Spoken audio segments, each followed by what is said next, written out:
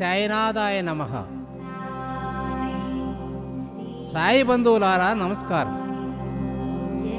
నా పేరు గోవింద రఘునాథ్ దాబోల్కర్, ఓరఫ్ అన్నా సాహెబ్ దాబోల్కర్.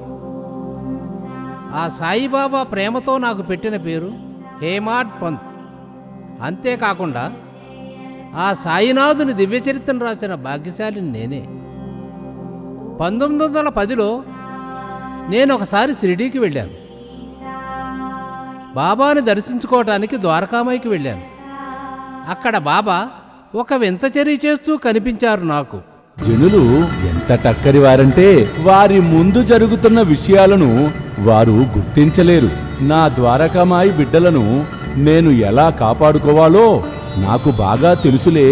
పిచ్చి పకీర్ పిచ్చి పకీర్ అంటారు, కానీ నేను చేసే పనులు వారికి తెలుసా? నా ద్వారకామాయి బిడ్డలను ఏమీ చెయ్యలేవు. నిన్ను బయటికి ఎలా తరమాలో నాకు బాగా తెలుసులే. నాకు బాగా తెలుసు. నా బిడ్డలను నేను కాపాడుకోగలను. ఈ సాయి ఈ ద్వారకామాయిలో ఉన్నంత వరకు నువ్వు ఏమీ చేయలేవు, ఏమీ చెయ్యలేవు, ఏమీ చెయ్యలేవు. నిన్ను ఎలా తరమగలనో, ఎలా తరుముతానో చూపిస్తాను. చూపిస్తా చూపిస్తా చూపిస్తానే చూపిస్తా. నిన్ను పిండి పిండి చేస్తే కాని కుదరదే. ఈ గోధుమలు మొత్తం పిండి అవ్వవలసిందే, పిండి అవ్వవలసిందే, పిండి అవ్వవలసిందే. ఈ గోధుమలను పిండి ఎలా చేస్తానో చూడండిరా, పిండి ఎలా చేస్తానో చూడండి.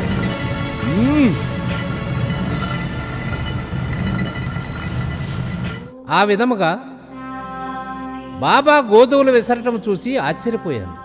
ఎందుకంటే నా జీవితంలో ఎంతోమంది సాధువులను, సన్యాసులను, మహనీయులను చూశాను. కానీ తిరగలితో గోధుమలు విసిరే మహనీయుణ్ణి ఈయన్నే మొట్టమొదటిసారిగా చూశాను.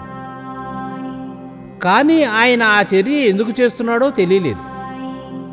ఈ విషయం ఊరంతా వ్యాపించి అందరూ ద్వారకామాయికి రాసాగారు. ఏంటమ్మా పరిగెడుతున్నావు? నీకు ఈ విషయం తెలీదా?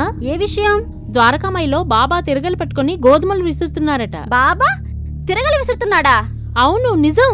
భిక్షాటన చేసే బాబాకి గోధుమ పిండితో పనేంటి? ఏమోనమ్మా, నాకు అర్థం కావట్లేదు. అదే చూద్దామని వెళ్తున్నాను. మీరు కూడా రండి. పదండి పదండి పదండి. అందరూ బాబాను చూస్తున్నారు, కానీ దగ్గరికి వెళ్ళి అడిగే సాహసం ఎవ్వరూ చేయలేకపోయారు. అంతలో 4 స్త్రీలు మసీదులోకి వచ్చి బాబాను పక్కకు జరిపే ప్రయత్నం చేశారు.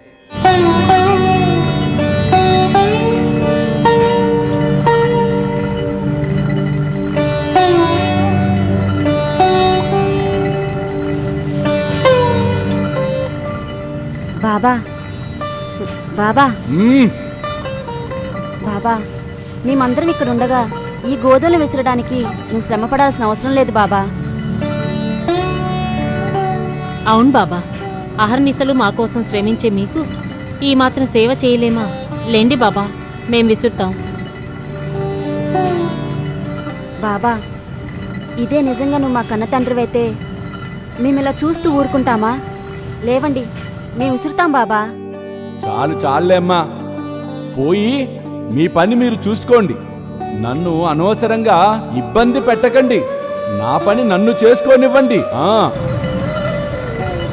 బాబా, మేమే కనుక మీ కన్నబిడ్డలమైతే ఈ ద్వారకామై మా పుట్టిల్లు కాబట్టి మా పని మేం చేస్తాం, గోధుమలు విసురుతాం. వద్దనకండి బాబా, లేవండి.